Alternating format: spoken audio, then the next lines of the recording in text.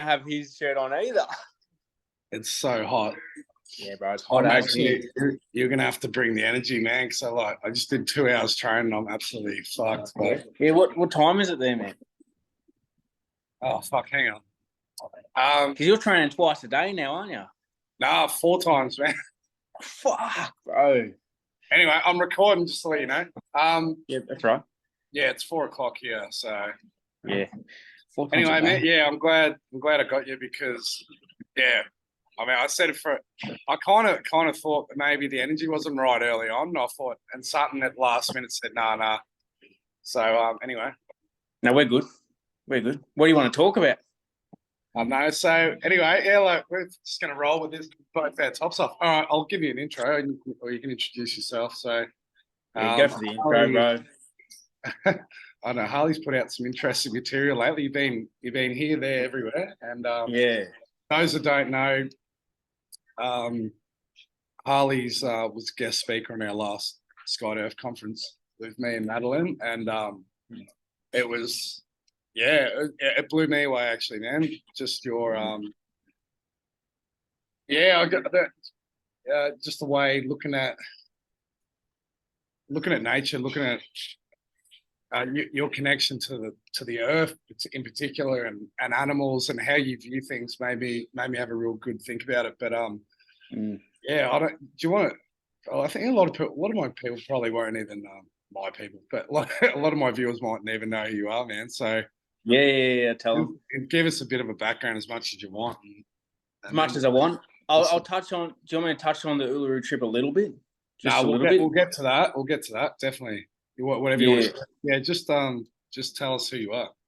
Yeah, my name's obviously Harley, and I just live my life as a custodian now. That's my job here as a custodian of the land, and that's the only thing I'm here for, is to essentially take back the land. Because right now, it seems that we have an opportunity here and we're sort of free and we can sort of kick them out if we want to, if we really want to. But I'm here for the animals, I'm here for the plants, I'm here for the people. But before my journey, I went through a lot of trauma as a childhood. I had a rough upbringing, loving family, man, absolutely loving family. I had the best family, but always been connected to animals.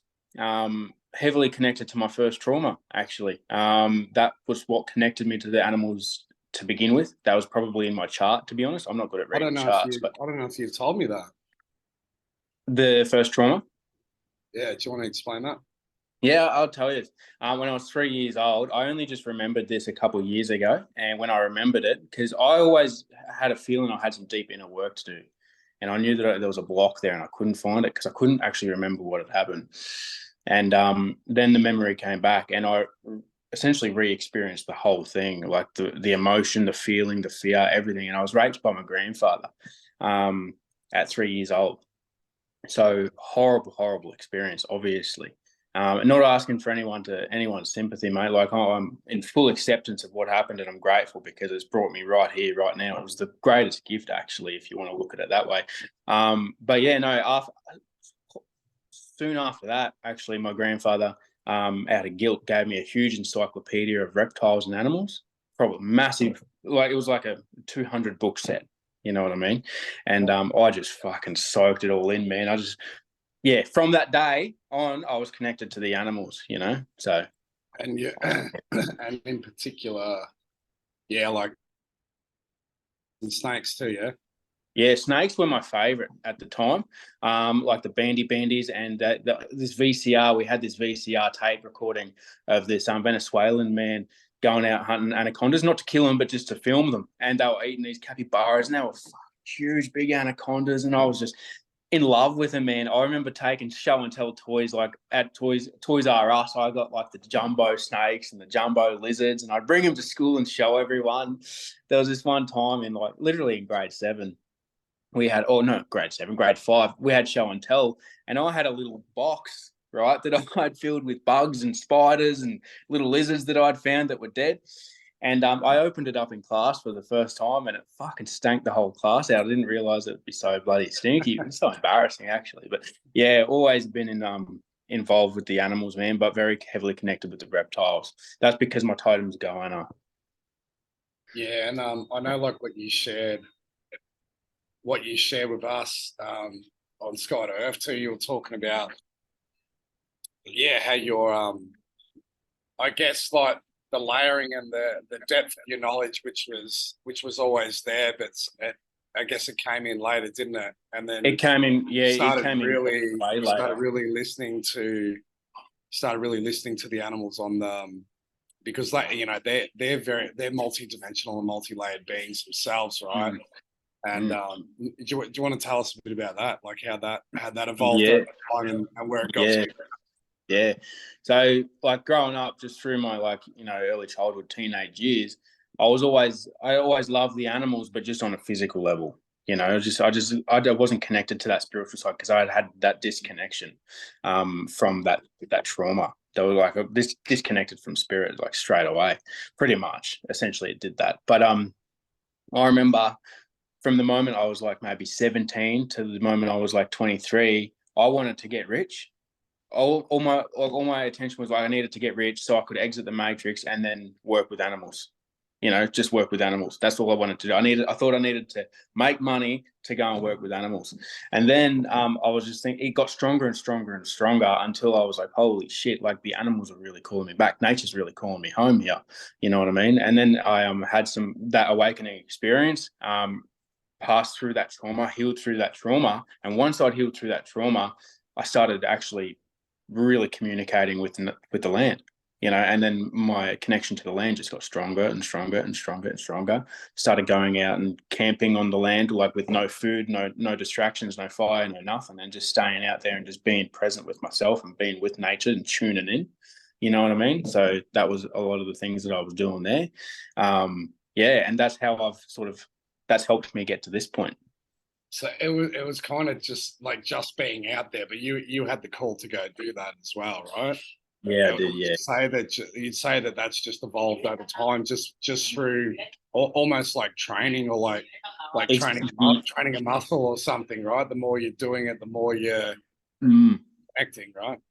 Yeah, it was after I'd processed that initial trauma, I was initiated into shamanism because I was told that I'm a shaman. I didn't really know what that meant. I was like, oh, I don't have fucking feathers coming out of my head and a bone through my nose. I'm not a shaman, bro. And they're like, dude, you're a shaman, man. You're a shaman. You can accept it or you don't have to.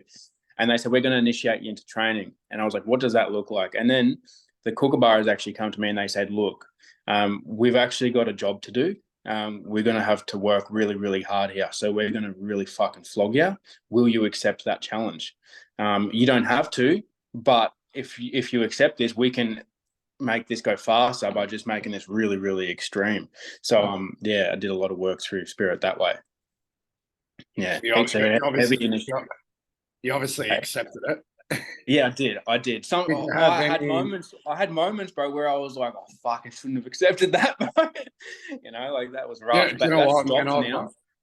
Yeah, I've had like a few moments, even in the last few years, where I know there's like a fear that I need to overcome, and I'm like, yeah, I fucking like I'll put it out there. I'm like, I need to overcome this fear, and then it presents itself, and you're like, fuck, like, Yeah.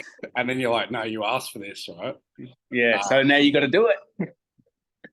Yeah, it's like courage, but I don't know, like watching like your videos and that yesterday, you seem like very, what's the word?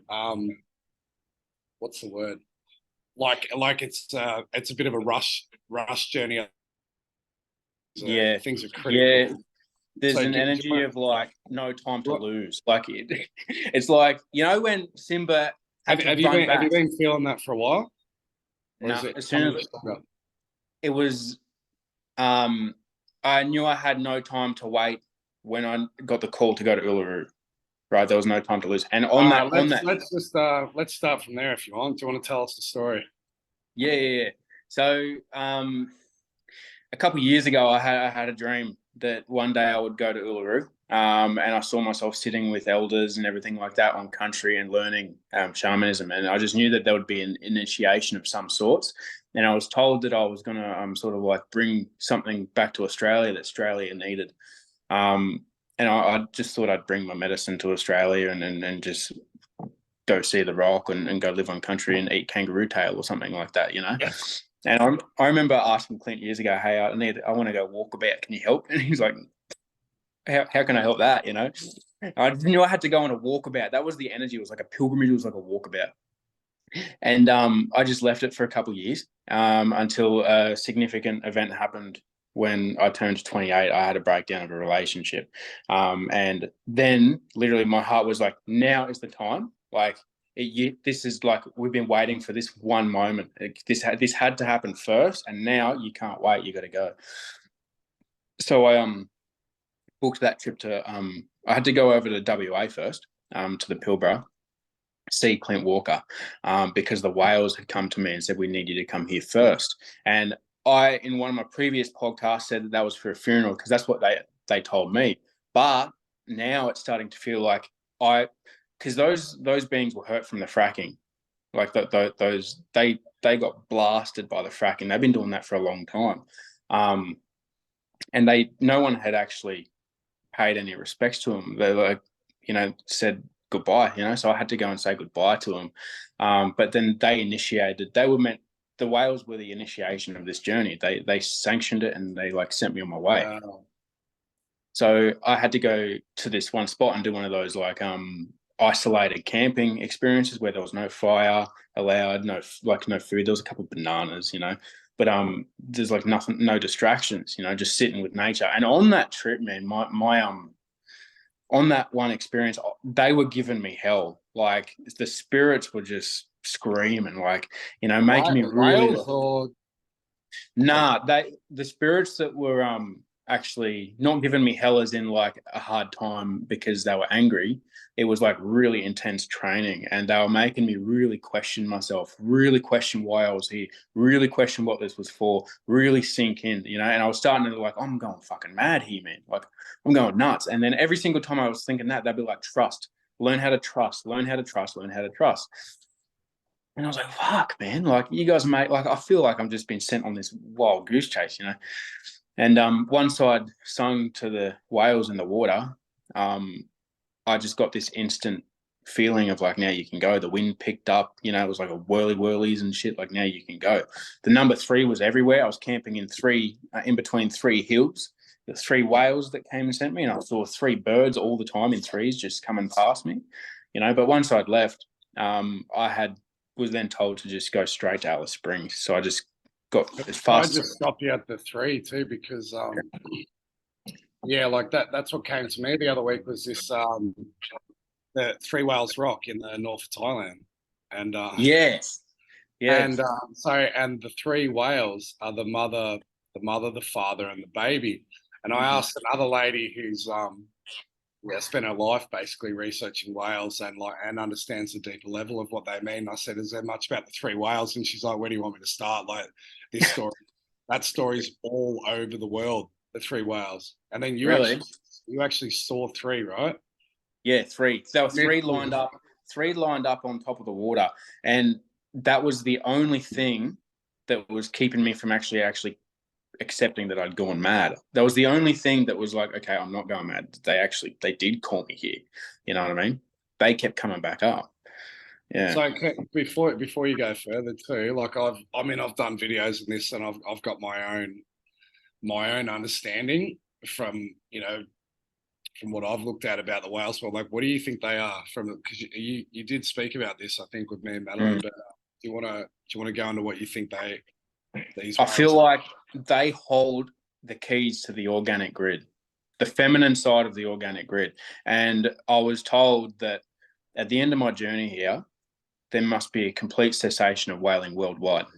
Complete. Otherwise, if the whales went extinct, humans would fall. Not the same as the bees, but because we let them fall. Because we let them fall, so we must fall. Yeah, that's interesting. You said the feminine side of the organic grid too, because when I've spoke about this in the Gnostics as well too, that if you take that we're living in both a synthetic and organic construct, but the organic permeates through and that even in the organic it's not, because people think that like that's going back to like oneness outside of the grid. But like, to me, it's not. It's just there's still a feminine and a masculine. So for you to say the the whale is the feminine side of Mm. the organic, Well, which would also make sense too. That if with the 3 whales and the baby, do you think that's got anything to do with it as well?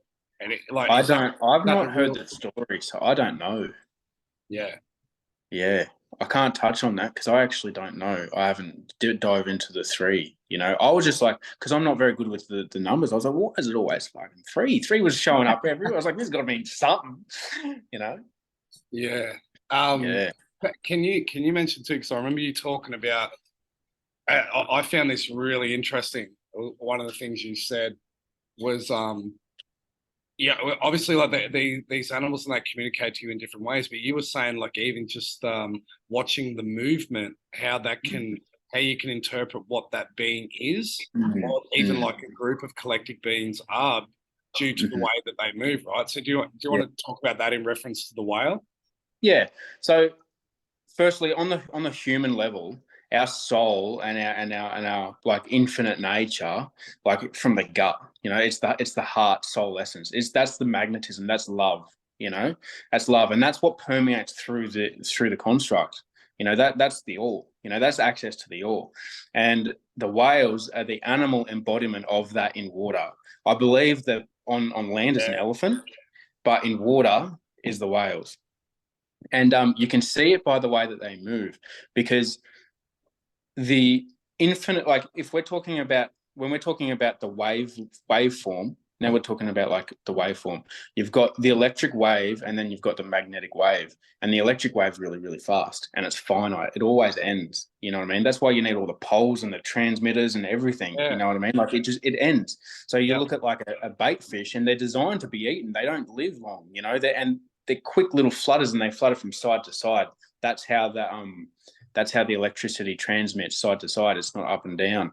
And the whale, it's slow, but it never ceases. Like it never ceases. Like they got to keep going, you know. And it's beautiful to watch. It's absolutely beautiful to watch. You watch a shark swim, and it's still beautiful, but they got to speed up really fast, slow down all the time. Speed up really fast, slow down all the time. They got to hunt. You know, the whales don't need to do that because they don't, unless we're talking about a killer whale and an orca. But right now, I'm referring to the humpback, Yeah. right? Because they live off krill and things like that. You know, they don't have to. They're just a constant pace, and that's why they hunt the whale. That's why they hunt the whale. They'll say it's for the oil and for everything else, but it's actually to kill off the feminines, to kill off the soul. But even like schools of fish are very predictable too. That's a great way of putting it. As far as like a finite with the electricity grid, that's why they put the poles up. But Yeah, yeah, the whale kind of is it's kind of like it's a bit unpredictable, right? We see all these like I had a friend put up another video, a whale over in WA this week, and just come up to their boat and was like flapping around, and jumped out, and like yeah. really, really, really unpredictable. I think I reckon you're absolutely bang on, man. Mm. That is the being that's a physical embodiment. Yeah, I see it as like it's a reminder. It's yeah, reminding of us yeah. because I still I know you get this, but I think a lot of people grasp this whole idea of a construct, and Mm. people get really caught up in that, and to me it completely diminishes the earth because It does. they're looking at the earth as nothing but a construct, right? Yeah. But you understand that there's a layer, there's like Hmm. a synthetic or electrical Hmm. layer that's even people refer to the planet as a prison planet. Even all these dogmas from different levels is such bullshit, man. It's all about diminishing the planet, It all of it. is. It's all about country. Yeah. It's all about country. Yeah, Oh, and there hang is. on. So yeah, go on. Go Yeah, on. there is layers. I just see like anything you look at, just consider it an onion. And if you think you've gotten one, if you think you've got it right, and you've just looked at it once, there's more layers to look at, you know. And it's an But that's infinite it amount of because layers. you do understand that layer. Like you're Yeah, looking at it, you need to know that yeah, there's always yeah. more. There's more. You know, you're not wrong. It's just there's Yeah. more, and you can just keep expanding. You know. Yeah. Sorry. So like, yeah, I interrupted. Right, man. You've gone to the whale. So Yeah. anyway, so you went over there. How did so that was your signal to go to Uluru? Yeah. Yeah. But first, while we're on the topic of whales, I am sitting on this. I don't know for sure, but I feel like the whale shark is reminding us of magnetism, because it is a shark and it's an electrical being, but it's a whale too. It's both. Like you look at it and you think whale. That's why it's whale and shark. It's both. It's magnetism and electricity in one. That's why it's got the dots. Yeah. Yeah, because the dots are light. They refract the light from the sun. Well, I mean, how many other mammals are there in the ocean? Not many. Nah, dolphins. It's kind of Dolphins. like they don't belong there, right? Yeah, I think the whales were the first. Yeah. First, very first. Yeah. Well, this is how I think the whale's so significant to the control too, because when you know that this synthetic grid, everything it does is mimic, right? This Mm-hmm. construct is just a mimic, and everything that they've done to control money and society is through admiralty law. And Mm-hmm. the more I look at admiralty law, it's just a mimic of the whale. It's the whale because it comes out of, that's why they call it a certificate of manifest when you go into the dock, because that's just the story of the whale. Is the Yeah. whale comes out of the water onto land, and that's when it manifested. That's when physical reality came into being. And then I looked at that on another layer, that's our soul, when the soul agreed to come into the construct, or to come into physical reality Mm-hmm. from the water. And then it's also physical birth as well too. So that's how I kept looking at it. The whale, they're using the energy of the whale to Yeah. control us. Yeah. Yeah, that's what I feel like as well. That's why I felt like if the whales go down, we all go down, and that's why they copy the whale, and that's why they're targeting it at the same time. They're trying to make a synthetic version of, but while they're doing that, they're trying to destroy the organic version, get rid of that as an option, So, or just take the piss. I don't know. and I think that if it's going off admiralty law too, and the story of the whale coming from the water, and it's the whale's got to represent abundance too, right? Mm. Yeah, well, magnetism. Magnetism is infinite. That's abundance, isn't it? Like this never-ending love. So Magnetism. did you get any specific messages from the whale, or was it a was it a personal one for you? They said thank you. That's it. They said thank you. Yeah. Yeah. Yeah. Well, and the other one that I think it was Clint that brought it up too, that he said the whales are the lost tribes from the Great Flood as well. I'd never heard that one before. Wow. Well, they did say one thing. They said that if they go down, the tsunami will happen, just like it did on the west, but it will come on the east. They said if they go down, the wave will come.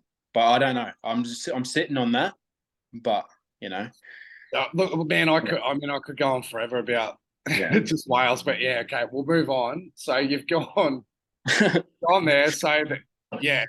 And sorry, again, going back to the wave. For me, it represents intuition, right? Too. So Yeah. you've got that synchronicity, and then you're off, right? So what happened from Mhm. there? Yeah, they said I had to go to Alice Springs, not to Uluru, because I knew that at that point that I had to go through an initiation process before I got to Uluru. I wasn't allowed to go to Uluru until I was initiated into something. And I knew it was going to be brutal. I knew it was going to be men's work. Um, but I didn't know how or where to go about it. I was left just to figure it out. But when I had it in my dream, I was around a fire, and two shamans, I know three shamans came out the fire from around the fire. They were big, tall, had spears, no smiles on their faces, man. They loved me, but it was serious work. You know what I mean? And I was on my knees, and I was like, I'm ready to do this, you know. And they said, you can tell men about this, but you can't tell women. So if we want to talk about what actually happened, because I remember that, they returned my memories, and I know exactly what happened, and I'm fucking so glad I did it. But I can only talk about that with men, and we can have another chat another time. But That's right. yeah, I got to this place in the bush, a really sacred area, and I saw an Aboriginal man in the rock. And I sort of felt like that was, where I needed to stay. And I was like, okay, I need a little bit more confirmation, because I was just, what if I'm wrong? What if I'm crazy? I kept thinking, like at each stage, I was like, I'm getting crazier and crazier and crazier. Because I remember just before I come here, I actually thought I was going to die. You know what I mean? I thought this point here was where I would die, and then I would help out in the spirit realm. That's what I thought I was meant to do. You know, at that point, that's what it really felt like. And I even called my mum and I was like, fuck, I love you. You know, like I really love you. Even on this trip, you've actually faced your own Yeah, actually faced your own death at this.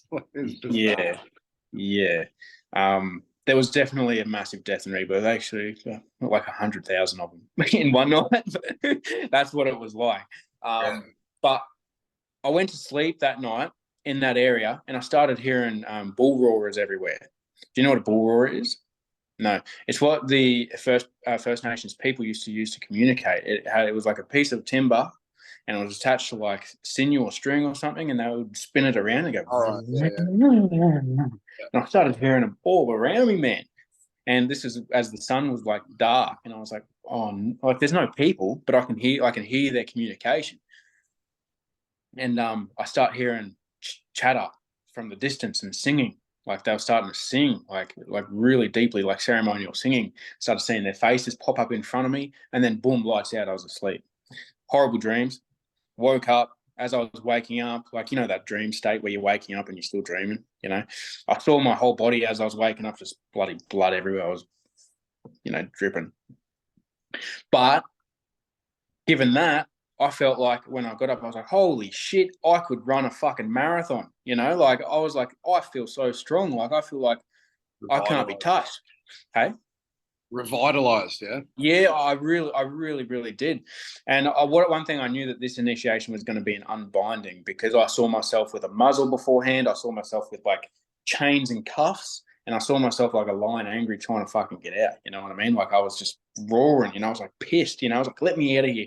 But I know that they were all cut, and I'm like free to go. They were like, okay, now from here, quick, as fast as you can, go to Uluru. They were like, this isn't a trip for tourism. This is a trip for work. I'm like, okay. So I get there to Uluru, and the whole town, by the way, is cashless. Fucked. But 20 k's from Uluru, and they said you got to just eat up and leave in the morning. And I was like, when do I leave? And they were like, oh, you'll know when to leave. You know, I thought I'd leave at like maybe 5 and get there at 9. But they woke me up at 2 a.m, and I was wide awake. But by the way, I didn't even mention last time I told you, as I was going to sleep that night, man, I saw every face I've ever had this cycle round. Really? They like it was like a flash screen, like thousands of faces just coming up, and they were like, "This is every face you've ever had." Boom, boom, boom, boom, boom, boom, boom. You know, mother, father, son, daughter, bloody, you name it, grandfather. It was there. You know, they'll show me. Okay, now you're going to be your true you. You know, so I got up, and they were like, "Okay, now you can walk 20 k's." It was dark, and once I got it like 5 k's out, and I couldn't see the lights from the town behind me, I was starting to really connect in with the bush. I started to feel like I had to be the first there. I was like, if I'm late and someone touches this first, they're the first sperm to the egg. That's just the way it felt. I'm not saying that's what it was, but I was like, I felt like I'm just, charging on, got to beat everyone. And I got there first. It was still dark. It was still pitch black. I had to use my head torch to like get through some sticks and stuff to actually get to the rock. And the place that I found, by the way, I'm a Leo, and when I looked to the side, it looked 100% just like a lion's face, man. I was like, holy fuck, this is where I'm meant to be, right here. What was that? Like it was. What did you say? So I'm a Leo, like that's my sun sign. Yeah. And the place that I rocked up, as I looked to the side, down the side of the thing, I saw a huge lion face come out. And I was like, wow, okay, this is my spot. I got to stay here. And I start touching the rock, and I take my shoes off and get my feet in the dirt, because I really wanted it at that time. And I laid my back up against the rock. And I was presented, I was visited by a being, and he was a frill neck lizard. Big frill neck lizard. And I know, but I might say this, people tend to polarize themselves, and they have a fear of anything reptilian. It's like being afraid of half of yourself. We've got animals that are natural. These are actual animals that belong here, and they're organic. This was a frill neck lizard. I still looked at him because the frill neck lizard is like little bit like the lizards. It's very intellectual still, and I was like, do I know you? You know, like, do I trust you? I don't know, you know, but it felt organic. And he said he's the gatekeeper for Uluru, and he's like, I got to ask you a question. He asked me a question. You know, you want to know what it was? I love you. Let me into your heart. That was the question, you know. And I was like, no, I've come all this way, you know. Yeah, that seriously, that was the question. And he's like, done. You made it. And as soon as he did that, boom, lights out again. It was like I blacked out, completely blacked out, left my body. I went in there. There was like crystals and bloody, you know, a key. But there was 4 purple cords that were coming from my soul center in my plexus here into the soul center of the rock. And they were connected. My cords were a little twisted and I could see it, and she untwisted them. Right. And as she said, now you and I are one, this will never be undone. Right. And then I sort of come to, and I got up and instantly the sun is still not coming over the horizon. It's starting to, but it's like pretty far around. It's a big bloody rock, you know, and to actually get some sun, you'd actually got to do a bit of a hike. But all the heat had left my body, all the heat, you know, and I thought I was at risk of hypothermia. And then there was a last ditch attempt at something, right? Some entity, right, spoke to me in a woman's voice, but I knew it felt electric. It felt brain. It felt it got projected into here and here. It didn't get given to this, you know what I mean? And it was like, because I remember what sprung me to go here, I was to do this trip. Spirit made me so fucking sick of this system. And I was like, there is nothing else for me to do. I want to take this place down. You know, like we need change. We need to fix some shit here. I'm done. There's nothing else for me to do. And so that's when this happened. They're like, you needed to get to that point. But they said, if you're sick of the system and you want to go home, just climb up into that hill, that cave up there. No one will find you, and we can take you home. And I just knew straight away, like, that's fucked. Like, that's not what, like, choosing death over life, like, that is just not true, you know? So I was like, I choose life, you know, even though the system's fucked. I choose life, and I'm happy about it. And I started running, like, pretty much running. Not really, I couldn't, but towards the sun. And I was sun gazing, and I just felt it coming into me, man, just filling me up. And I was touching the rock, and I was sitting. And at that point, man, I felt like making a stand, like jumping on top of the damn thing and waging war. I was like, I'm taking the country back. You know, like I was like ready to call everyone out, you know. And they were like, you've got to get on your way. You can't do this here. There's bloody tourists everywhere. You got like that's unrealistic. Get on the bus, Harley, and go home. You know, and I was like, I got to walk around you know, to show you that like they were like, dude, you just walked 20 Ks. You showed me enough. You know, you showed the effort. You don't have to walk around the whole rock. You can come back and do that. But they said, I got on the bus, and as I was leaving, it felt like I was breaking up with like a dear lover. I was bawling my eyes out. It was one of those things where I just wanted to lay there and just stay there forever. But I just knew I had to go. And then I came here, and since I've been having memories of what actually happened. All my memories of like, you know, who I really actually am on a deep soul fucking level have come back, and my mission has sort of been like instilled. And it's like, now there's no other option. But like, once you master both worlds, now you got to go and do something with it, you know? Isn't that, I think that's what you've spoken about on the Hero's Journey. Now you got to actually do something. It's like, yeah, you've done a whole cycle. It's like, yeah, now what are you going to do, right? Yeah. I mean, for anyone that's watching, the reason I'm not absolutely gobsmacked at the moment is because you've already told me this story. But yeah. because when I first heard that, I was just like, fucking hell, man. A lot of it relates to like when I went there, but like I just want to point out too, when you said like that, because we mentioned like when you said like all the heat left your body, right? And that you were knocked out. And I just said like the suggestion that like, do you think that you've actually merged with the rock? You became one with the rock, and that's why, like anyone knows, when there's a being or whatever in the room goes cold. It's because that being is actually sucking all the electromagnetic energy or heat out of the room. So if you think of all the heat of your body, that meant that your energetic body or your soul wasn't there, right? That went somewhere else or it merged. Yeah. That makes perfect sense. But the other one too, can we talk about the gatekeeper, right? Because like we've mentioned before, What a question, right? about this dogma and Yeah. allow Jesus into your heart and all these other beings and stuff that go for this. They go for that, yeah, allowing into the heart, presenting love or a version of love, or and so was that actually appeared as the goanna, right?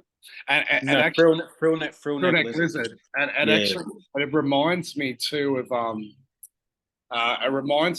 Matrix and the architect scene, because when Neo eventually he goes through all the challenges and he gets to the Matrix 3, finally he meets the architect of the Matrix and the keymaker. The keymaker the architect. Oh, keymaker, huh? And yeah, the keymaker's a little Asian guy, and the architect he's a blonde bearded man, which they always are, like President Snow in the Hunger Games and that, because he's like Kronos or all the rest of them, right? That controls the construct and controls time, but he offers him the choice, right? And because even within the construct that there's always a different way to go.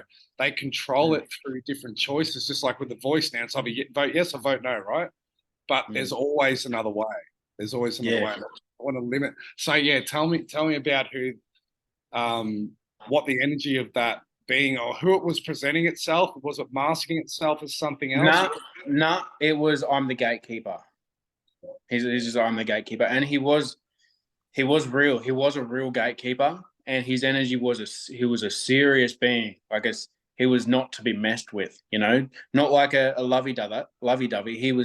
His job was a gatekeeper to the heart of the fucking planet. You know, like he took his job seriously, and he had to ask a serious question. And it's like, are you responsible enough to actually be with the mother's heart, or are you still a child? You know, like that was the energy of it. You know, it didn't feel like he was deceiving. He wanted to see whether I was strong enough, you know, and I actually had it within me to be like, so are you responsible with your sovereignty, or do you just think you're sovereign?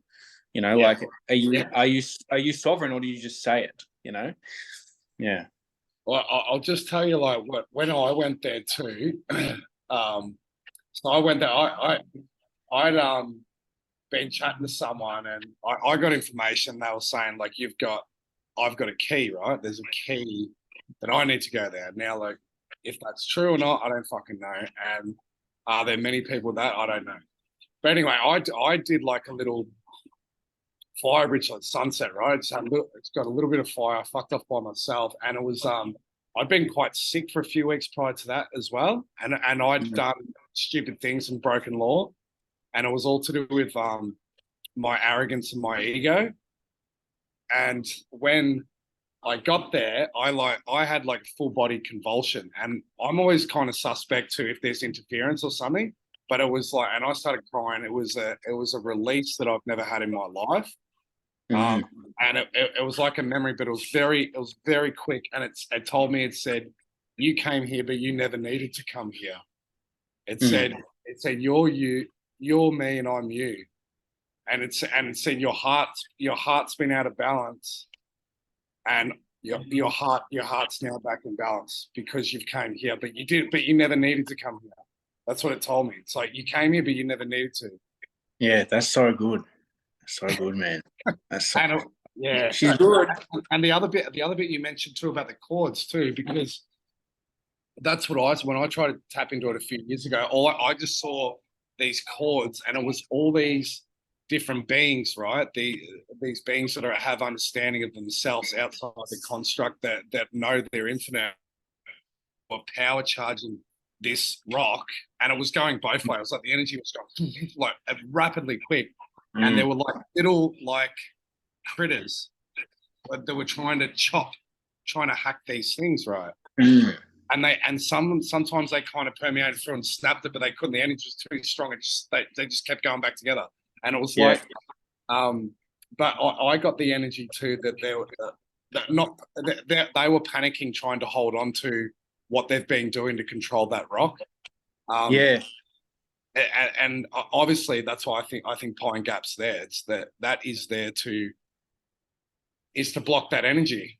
Yeah, And, 100%. I actually was seeing a lot of the heart illness and stuff that people were getting from the injections and stuff too, was like they were morphing too much more into the construct of what the synthetic grid had put under that rock, right? Yeah, Because those two energies are the same. It's all about control, and it's really just to control the intuition, just to know that yeah, you exist here, there. You are everything. You have everything yeah. you've been seen and done, right? Because all they need to do is control like if they shut off the intuition, then the mind's theirs to play with.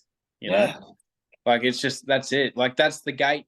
Like the intuition's the gate to the mind. You know, like if they shut that off, then the mind can't do shit really. You know, then I think, yeah, I think the whole construct's controlled through the mind. It's and it goes back to again too. That's the whale is the intuition, mm, artificial intelligence, everything they're trying to bring in is all based on predictability, and the opposite to mhm, that is intuition, mhm, and yeah, the heart soul connection, right?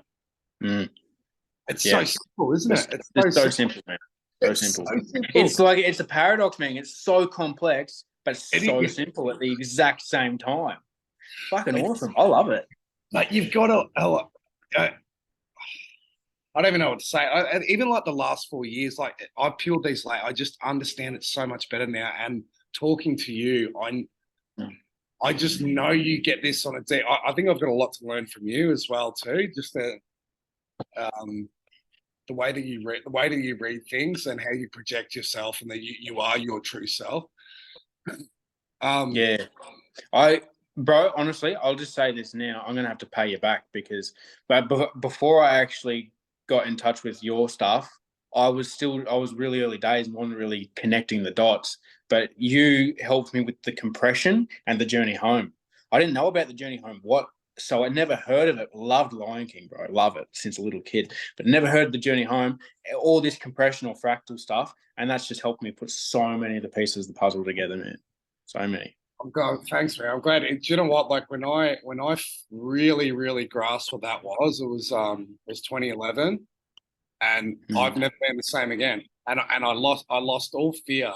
And this is why I don't like a lot of where the simulation theory is going to, because when you know what the Earth is, right? When you really know what it is, Mm. it's like you'd never diminish that. And then to understand what the Earth's actually doing by facilitating this experience for us. It's the exact same thing as solipsism, but just in a technical way. Yeah. It's like that, yeah, you know. But yeah, I agree. Like, I won't say the name. I don't know. I might say the name. I love Archaic's stuff. You know, Yeah, we can get on he, he's got good stuff. He's a great chronologist.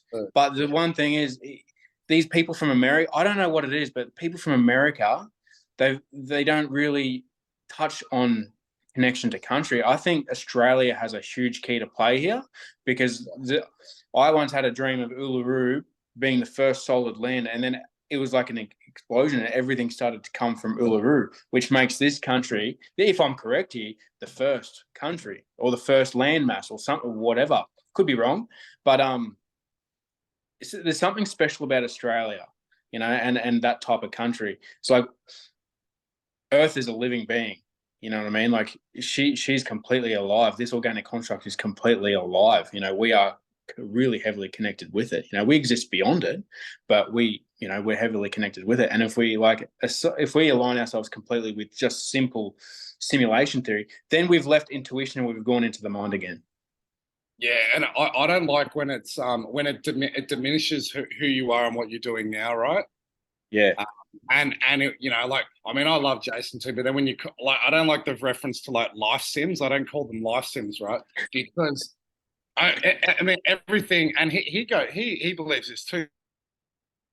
Here out of intent, right? So you automatically lose slave. You're not a slave. You're not in a slave planet system. You came completely with intention. And if you, I think, and this is what Uluru said too. That sorry, this is what Cindy said about Uluru as well too. She said that's the heart. It's the mother on one side. It's the father on the other side. That's the beginning of creation. And if you look at just the way the universe is with waveform information fields that's built on holograms. So again, it's based on water, and then everything, it just compresses. You learn everything you've been done and seen in that realm, and then you compress it. Everything. So you've taken all that knowledge, and then you've gone to the next one. You've compressed again. So if you look at the Earth is a compression of everything. It holds every bit of knowledge within the whole universe, just in this planet. And then, it's the only place that does it. And then you have the center point of the beginning of creation of Earth, that is Uluru. So that, to me, that rock holds the entire infinity of this universe, right? I got told it's the heart of the universe in a physical form. Yeah, that's exactly what I'm saying. Yeah. You put it better. Yeah, no, it's literally what you said. It is the heart of the whole universe, which means it holds the information for this whole fucking universe that we're in. And that's what, because if we're a compression of the planet, which I believe we are, then that's what it was telling me. It's saying that, it said, why did you come here? You are me, I am you. This is like your heart is my heart, right? Yeah. And then think about what they're doing with the voice. They started with the Uluru statement of the heart. Now, they don't fuck around with names and ritual. They picked that because it's a mimic. They're mimicking creation and the center point of creation. What you just said, I think, because if you look at that as the center point in creation, what are they're trying to recreate a synthetic mimic, right? What, of course they would use that word. It's that significant. Yeah, it really is. I think that's something we really need to get our heads wrapped around with. Like, these guys, they can't really create from nothing. They don't have any creativity. They have to copy everything, and they're jealous as fuck. You know, they have everything that they create is a copy of something else. Yeah, that's organic. Anything that you see that's tech based or you know, down that path, there's an organic version that they've copied it off, and the organic version existed first. I'm glad you said jealousy too, because that's what I've always described that false creator is. That is, it's ego and it's jealousy and it's unwillingness to look at itself. Yeah, right? You know, as you say that, I've like not in the physical form, but like in another realm, stood face to face with many Dracos, many Dracos. And the one thing that they can't hack, like you can't battle Dracos with you know, like you would in a UFC ring. You can't fight them. You bloody lose. The only way you can actually teach them, and the one thing that they cannot stand, is love. Like you hold your love and you just pump as much out as you possibly can. They'll do everything first to try and snuff it out, but it gets so hot for them. The fire gets so hot that they're either forced to look at it and learn and see that they can do it too, or they run. Like, they hit the road, man. They can't handle it. I heard this one from George Cavassos once, and he said that he had an interaction with a Draco, and he was able to show calmly, like assertively first, but that who that Draco really was, right? That Draco was part of the infinite, that had played its role, and it had completely forgotten who it was, because they're almost part of a hive-mind collective of fear as well too, and that he was able to help that being to end its cycle of of what it was doing through manipulation.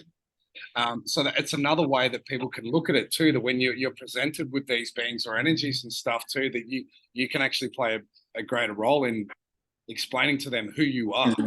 Right? I've never had that experience, but I think that's similar to what I'm trying to do. I'm trying to do it now on the physical level. I'm trying to get these people to come and be honest and give them a shot. Yes, yeah, so let's talk about this video you put out yesterday. I was like, fuck yeah. Yeah, pretty full on. Tomorrow there's another one coming. Yeah, I'm not stopping. I'm here with mission. Hang on. So like, I want to go back. You had a dream the other year about the floods, right? And then the floods happened. And then I believe I'll let you tell it. Yeah. A couple of years ago, I had a dream, multiple in 1 week. Like multiple in 1 week. I had a dream of like the dam wall around here flooding, like breaking and all the water coming out, flooding the whole town. Then I had a dream of Australia, just the map of Australia, and the whole thing was bloody underwater. And then it was just like water coming, water coming, water coming, water coming. I was like, okay, water, water, water. I was like, is this consciousness, or I was just wondering what it was, not reading too much into it. Then the floods happened in Lismore. Yeah. Soon after that, I started dreaming of fires, the exact same thing. And they were like, that came with a message like, that's coming too. But it didn't come straight away. So I was like, oh, that one's wrong. You know what I mean? And the other day, I had this dream, right? And I felt the pain and anguish and screams of thousands and thousands of animals, kangaroos on fire, koalas, the fire raging up the top of the trees, in the tree trunks, the roots, even people that were screaming, and they were like, Harley, say something, like, please, please. And I'm just taking that as a fucking sign. Like, I'm not ignoring it. If I ignore that, then fuck, I should be in that fire too, Well, it goes back to what we were saying before too. If this is a center of creation and on multi-dimensional levels and is compressed, that energy and that synthetic energy and grid and entity, the central entity, it fucking must hate this country, right? And it must hate us connecting with this country. And then what better way would you do to destroy it than just ravage it with fire? Yeah, it's the easiest way, and it's so devastating and so traumatizing. It's fire. When it's uncontrollable, when it's uncontrolled, it's fucking damaging.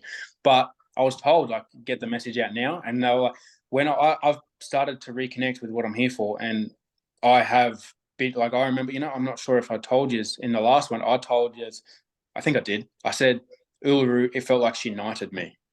I felt like I was being knighted. She just handed me the ability and the authority because I had just gone through what I'd done in the initiation. And what I got told is only who can take it can deal it. You know what I mean? So that's what I was told. Only who can take it has the responsibility, is responsible enough to deal it. Now, I don't know what that means yet, but all I am, I'm not out to hurt anyone.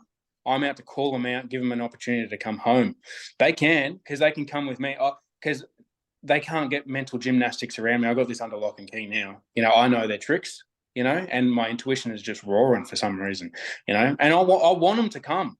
I want anyone. I'll sit down here with bloody, I'm serious. I want words with John Howard, just specifically John Howard, by our mate, for our mate Steve. He had something to do with that. I can feel it in my bones, and I'm not going to falsely accuse anyone, but I want to talk. Steve Irwin? Yeah. Yeah, I'm not going to falsely accuse and say he did it, but there's deep gut feeling.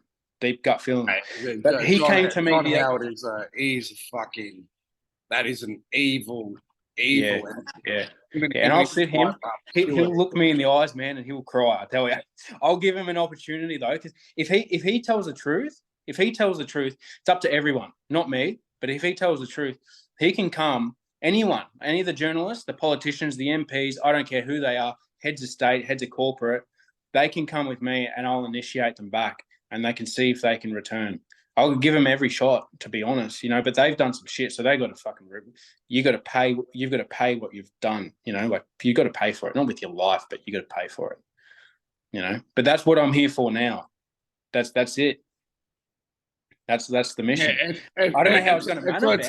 It's like a reckoning that needs to happen, but through love too. To me, that's kind of like transmutation, because they're not to excuse things, but there's been such manipulation and of this planet, and people that have just, they've been so cut off, right? But if when that moment comes, and you can do a great deed by speaking truth, even at the last moment. You can still you can turn it around. You can still do a great deed, even if you've done the most horrific things in your life, right? You're not everything you've done in your past. You should be responsible for them, but that's not even the most evil of evil, right? Like I was talking about that Draco. We have to be willing and accepting and allow people to be heroes too, right? Yeah. I hope people don't read that the wrong way, but you know what I'm saying. No, that's the truth, because everyone deserves a shot. These people, right? They've probably never experienced love in their life. not real love. And real love will give them a shot, make them be honest. Like, you can't dote on them and love, like, oh, they're there, it'll get better. No, love ya.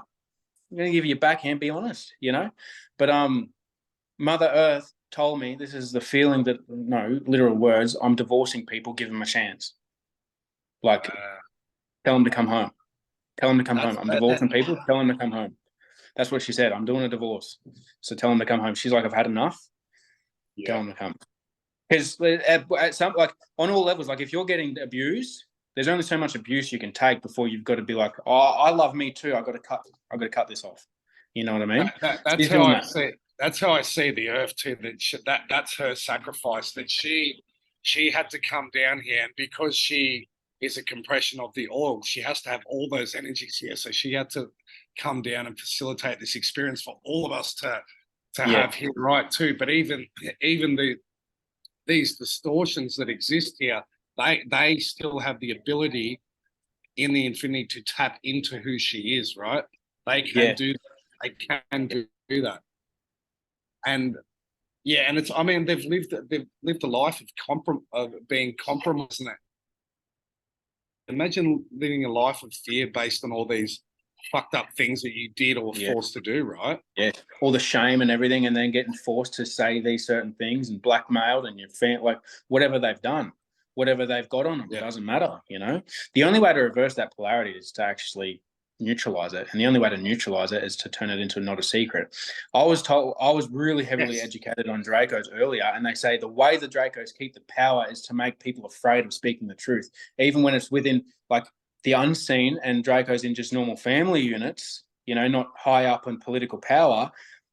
They make people afraid and feel like they can't speak the truth, even out of fear of hurting other people. And what that does is it keeps the lie in the shadows, and it spreads like mold. And the only way to fix it is to turn the light on. Yeah. It's simple.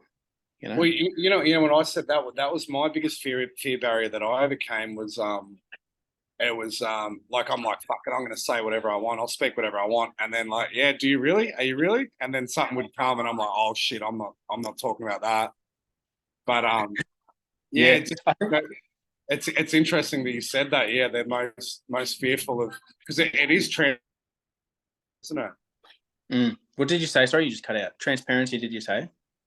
Transmutation. It's transmutation. Once the lie is spoken into truth. That's it. It can't be unsaid. It can't be unsaid. Yeah, and it falls, and then it's like, then it's got zero power. The lie is done. It's gone. Then the person has the responsibility to take accountability for it. It's not like you tell the truth and then you get bloody all is good and well. It's like, now you get to set the record straight and make it right, and you can do that. And your intuition, if you can reconnect with it, will show you how to make it, like how to do that. I can't tell you how to do it, but you can. That's kind of why I feel that, even if there is going to be bushfire, I don't think any of it is going to be as bad as they planned, because it's too much in the public consciousness about these DEW weapons and just all the planning they've put up about what I'm sure that they want it so bad, but there is a transmutation, and I wouldn't put it past them. Yeah. So what do you see happening, Harley? I don't know. I'm just going with my gut, man. Maybe don't say what you see happening, but what do you think what do they plan to do? What do they want to do?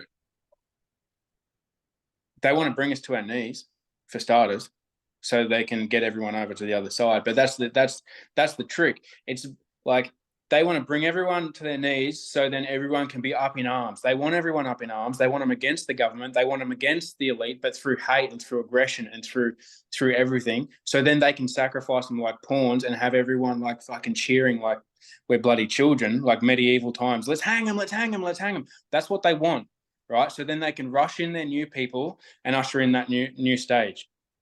I believe that's their plan. Right?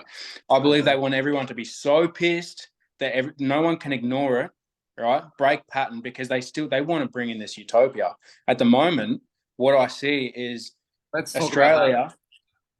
yeah, one sec. Once Australia, what I see is like, autumn, winter leaves, how it's just still and it's like nothing's happening.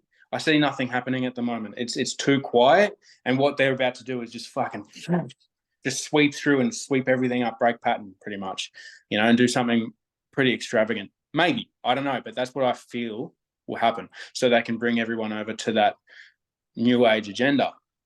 They can't do that unless the people in power they get rid of. And they're not going to get voted out. They need to be sacrificed like pawns. They'll throw them to the curb. You know what I mean? And then they'll bring in new people, right, that are aligned with God and Jesus and whatever it might be. This might not be in Australia. This could be just America. I don't know. Everywhere's got different plans for their people. But they want to bring everyone over to the utopia. And the trick here is to not swing all the way to the other side. We need to be honest about how far we've gone this way, bring balance back, but stay in the balance. Don't go all the way to the other side. Yeah, man. I think that's the most important message because it's exactly how I see it.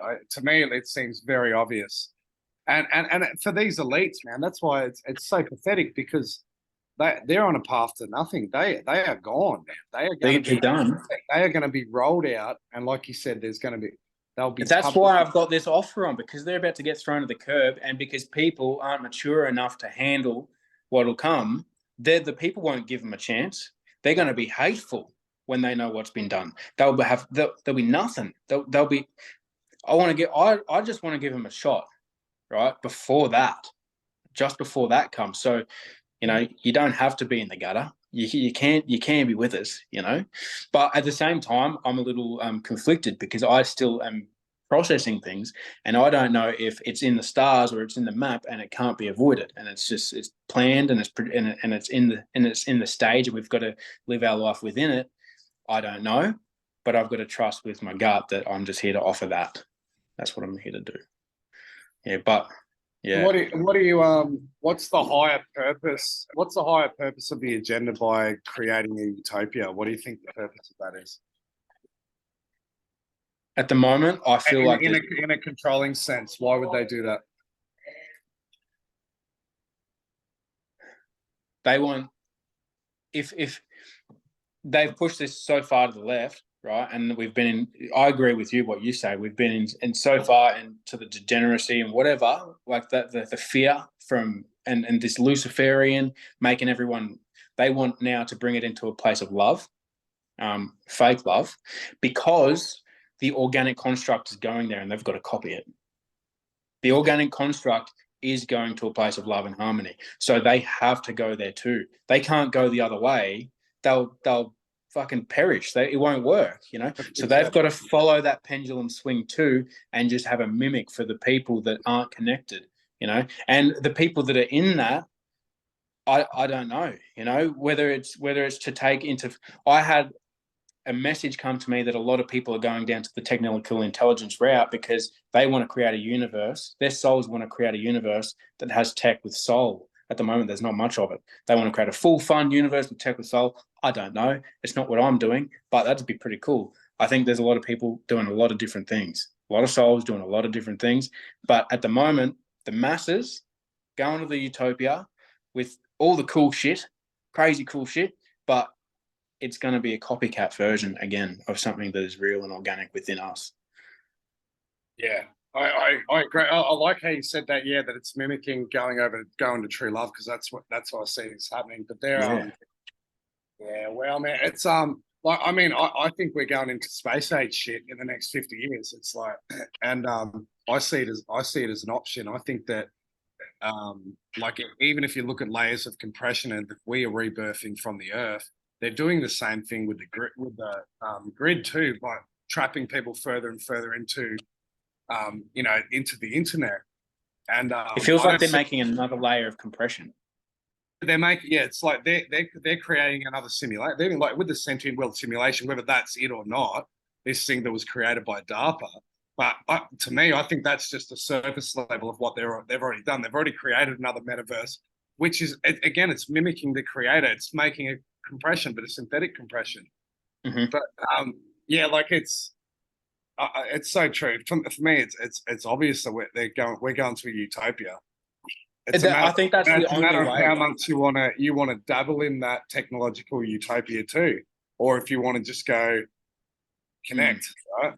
Yeah, I feel like some of it will be all right, because some of the tech will be hovercrafts and shit, man. It'd be good fun. I like as if I'm not going to play good fun. on it. It's like you jump on one of those in Thailand, good fun, But it's just like, it's what you say. It's all about relationship and your intention. You know what I mean? Like, are you gonna have fun with the cool tech because you've not seen it before, or are you gonna become the tech? Like, how far do you want to take it? Because they're going to give that opportunity. You can become the tech if you want to. Yeah. And I don't think anyone can overcome it until we really actually acknowledge what this consciousness of AI or technological intelligence really is, right? Because people, when people refer to, they're NPCs, right? And I think there are like NPC beings in this construct, but they are conscious, right? They are a form of consciousness. They are connected to technology, but they are part of the universe, right? I don't like the term NPC. No, I hate it. No, it seems really derogatory to our people that they're people, and they're in the construct with us. You've got to treat them as such. Where's the respect, man? Yeah. It's like dehumanizing. Like we're telling that they're dehumanizing us, and then we're saying we're dehumanizing the people that aren't following us and coming with us. It's like hypocrite. I mean, how much you've seen it the last few years of the newly awakened and their abuse and ridicule towards people that are asleep, that they were asleep 3 years ago, and they're like, why can't they sleep? It's like, I was so far in a slumber, I tell you what. Yeah, I see it. I see it. Anyone that is sleeping, it's fine. Yeah. It's where that's the thing is people. The truth is people are exactly where they need to be. That is the truth. And if they need to wake up, they're going to. If they're not waking up, it's because their soul didn't choose to, and they still have something to do. And for me to say I know what's best for someone else and their blueprint when I don't even know their blueprint, oh my God. That's co-creation though. People don't understand co-creation and that beings and souls actually entered this construct at different times, right? But yeah, they don't get. And if I always said this, like if everyone woke up at the same point at the same day, we all woke up, it would be over in a day. But what's the point? No point. You need restriction and learning, and people are playing those roles. Yeah, I like having the friction. I am a big fan of friction. Yeah, I don't like shit being easy. Yeah, I get so bored when shit's easy. Sometimes I bite too much off, and I'm like, fuck, my jaw's sore. Chewing too fast. I'm like that now. I needed a challenge, and then I'm like, fuck it, I'll just go like freaking train 4 hours a day for no reason. Yeah. Oh, when you said 4 hours a day, I was like, holy shit, man. It's a lot of training. Yeah. Anyway, I'll leave it there, man, because I'm just running a bit low. Is there anything else you wanted to? Is there anything else you're popping to share at the moment, or what? I'm going to do a video tomorrow. I think we do have a really good opportunity. Like, if we're not, I don't think Australia in its entirety is going to do this. It's just that's really stupid to think that.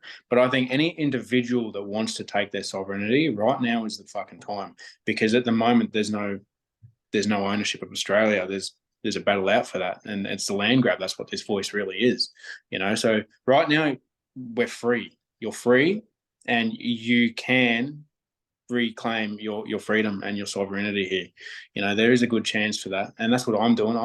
Tomorrow I'm making a stance tomorrow. I'm burning my birth certificate on the camera right in front of and just saying, hey, I'm free. Come take my land. Good luck. This is my place. I'm going to live here, and I'm going to be a free man. That's it. And if you want to be a free man too, you can. Sorry, you just broke up that last bit. What'd you say? If anyone else wants to be a free man too, you can. Go do it. It's well within your right. You're a human being. Yeah, stop fucking demanding it and just do it, right? Yeah, people are saying, give us back our freedom. Nah, bro. You're going to have to take it because they're not going to give it back. Yeah. But that's about it, man. Absolute legend. All right. Thanks, bro. No, That was a good one. I'm glad we done this. We can do it again in the future. But yeah. If people if they want to find you, Harley, was it just on Instagram? Yeah, man, just my Instagram. I don't like. I'm not really good with socials. I don't like having too many. I just have the Instagram. Is I am nature man. That's it. It's a brilliant handle. I imagine Bro, that. I love it. You know, I actually got it as I was waking up. I am. That's my consciousness. I am nature. I am nature. Like I am actually nature myself. I also love nature, so it's both. And I am also man. I am nature, man. It's like three things in one. It's like all things in one for me, anyway. I think it's really important. Yeah, Yeah, perfectly summed up. I just you're like a little Steve Irwin. Steve Irwin too. Oh, man. Yeah. Thanks, All bro. right, well, yeah, look after yourself. Yeah, bro. We'll You too. Eh? catch up. So when are you coming back to Australia? I've got to come back in a couple of weeks because I'm doing a trip up to Cairns. I probably would have done another month here. I've actually got quite addicted to like training. It's a bit of a weird thing, especially not having a job for a couple of years. I miss like structure and routine here, and it's like here it's very like one day is like really structured and Yeah. and I'm looking after myself to like eating well and just like, Yeah, you're in good shape, man. I've been watching your pull-ups. It's good. Keep it up, man.